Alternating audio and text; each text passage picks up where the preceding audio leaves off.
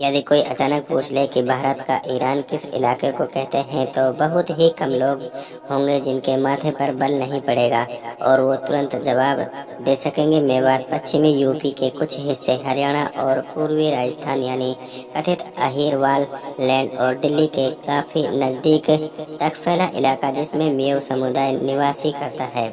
मेव आबादी की वजह से ही इलाकों के मेवात कहते हैं। कुछ लोग मानते हैं कि मेवात इलाके की वजह से मेव समुदाय खुद को मेवाती भी कहता है। ये समुदाय इन दिनों फिर से सुर्खियों में है।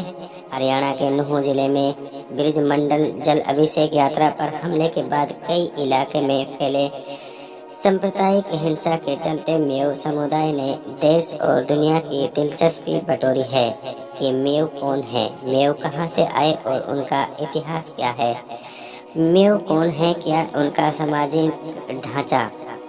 भारत के सबसे बड़े राज्य रहे उत्तर प्रदेश की राजनीति में एक वक्त अजगर शब्द और समीकरण के विश्लेषकों को काफी बुरी खुराकें मुहैया कराई थी। मेव समुदाय भी अपना इतिहास इसी से जोड़ता है। हालांकि इस समीकरण की पैदाइश से कई सौ साल पहले से जानकार बताते हैं कि मेव समुदाय नहीं बल्कि संगठन है।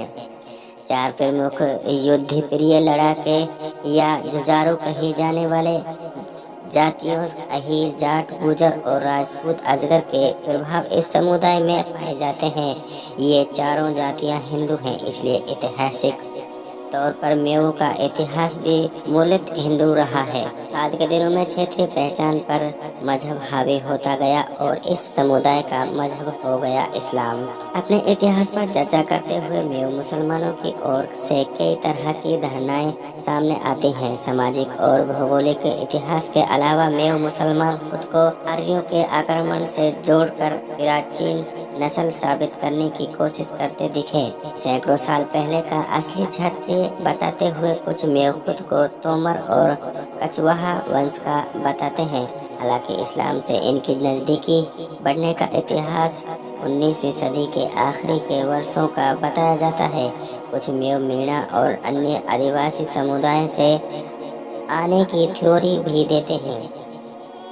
पंजाब यूनिवर्सिटी पटियाला के पब्लिकेशन ब्यूरो से प्रकाशित पंजाब पास्ट एंड प्रेजेंट के अप्रैल 2007 के अंक में process of मेव्स converged to Islam में wide MD college Nuh Mewat में इतिहास के प्रोफेसर एजाज अहमद ने कई किताबें, रिसर्च जर्नल और इतिहासकारों के दावे के आधार पर मेद समुदाय की जिक्र किया है।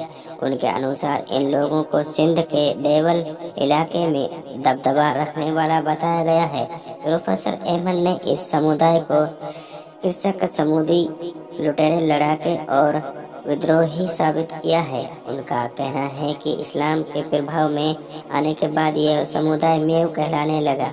उनका मानना है कि खुद के लिए खतरा मानते हुए ब्रिटिश गवर्नमेंट ने मेव के असर वाले मेवात को कई प्रशासनिक सूबों में बांट दिया। इसी तरह की खबर जानने के लिए चैनल को सब्सक्राइब करें और लाइक करें।